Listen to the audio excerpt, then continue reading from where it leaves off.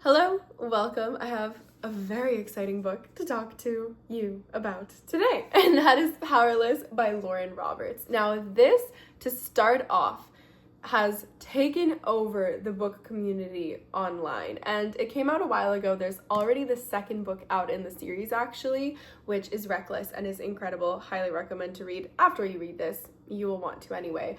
But this book is also written by a debut author, and she basically made a TikTok years and years ago. I remember I was an active TikTok user back then, and I watched her original video, and it was her summarizing her plot idea of this book that she wanted to write. And it went completely viral, rightfully so, because this book is incredible and the premise is incredible. Not completely revolutionary. It's kind of Hunger Games-esque, very, very loosely, and mixed with another book. I believe it's called The Red Queen series, I think. So it kind of brought elements of existing fantasy romance-ish books together, and then she created this. And she believe is in her mid-20s or somewhere in her 20s, which is incredibly inspiring. Of course, it's a super privileged life to be able to be a full-time author at that age. I think she was living at home when she wrote it, but still her talent is so apparent in this book. Apart from the plot and the storyline, which is super gripping and exciting, the actual prose and writing of this book is incredible. It's also quite lengthy. And she came out with the sequel, Reckless, pretty soon after, I want to say within a year or two, and there's a novella in between. So the fact that she can just pump out writing that quickly and it's still top-notch quality is really, really impressive. But on the actual book, if you've never heard of it, this is a romantasy fantasy book, which means that it is fantastical, and the romantasy little mix-up of that word is because a big plot line is the romance between our two protagonists, Kai, the male, and Peyton, the female protagonist.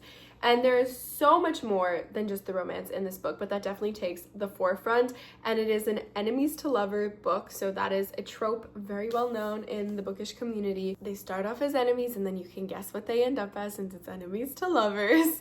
But the transition from enemies to lovers in this book is done so well. There's actual buildup, there's actual yearning. It's not just, I hate you, and then, wait, you're kind of good looking. There's an actual point to their hatred and an inciting incident that makes them really dislike each other, and they have these pasts that kind of think Romeo and Juliet wouldn't really let them be together. It isn't a Romeo and Juliet retelling. That's just a really easy way to explain that big difference that separates them. But on top of that difference, they also just genuinely don't like each other.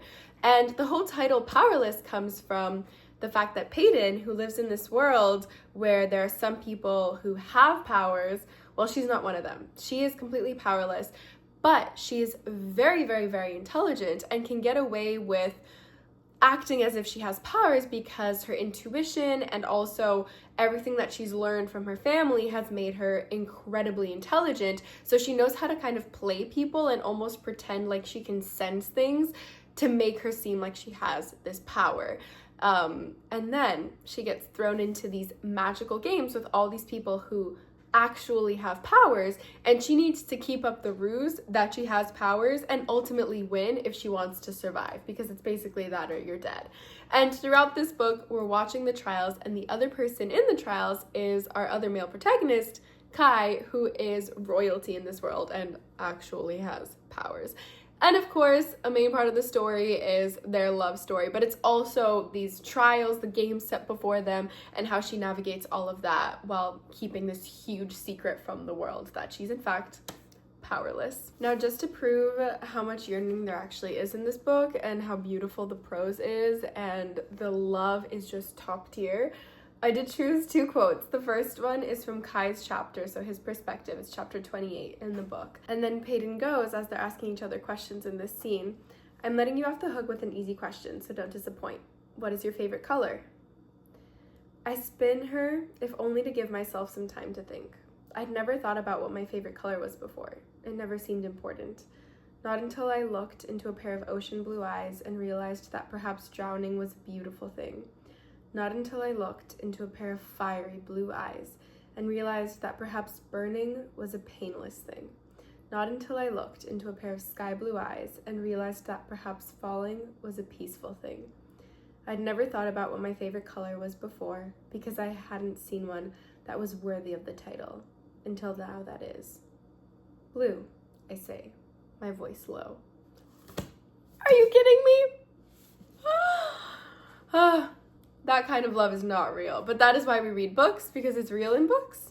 All right, I've just found it, the second quote that I adore and I think is a really good, all-encompassing way to understand Peyton, our main character, and this whole enemies to lovers, fiery, romantasy vibe that this book entails. This is, again, Kai's perspective, because when a woman writes a man's perspective, it is always better. But he goes, I catch her watching me and our eyes lock, sparks dancing between us. She is the embodiment of a bad decision, the twin of danger and desire, the fine line between deadly and divine, and I can feel myself drowning. Come on. I'll add to that, one of the parts of this book that I adore is that the societal norm is challenged by Peyton, and throughout the book that theme of retaliation, but for the greater good and for a positive outcome, is brought up, and she's not just sticking with the status quo, and by the end you see real change that betters the kingdom and their world being implemented, or at least being thought of to implement in the future. And of course we end off with a cliffhanger, because otherwise why would there be a book 2? And I believe she's working on book 3 right now, which is incredible. I can't wait to read it. This book is incredible. Definitely, please read it. If you've never read fantasy before, this is a really great introduction to the genre as well, because like I said, the fantasy is coupled in with the romance really nicely, so it isn't just throwing you into this world of all new politics, all new magic 100% of the time. There's a really good balance, and I find that it's very, very attainable for any reading level.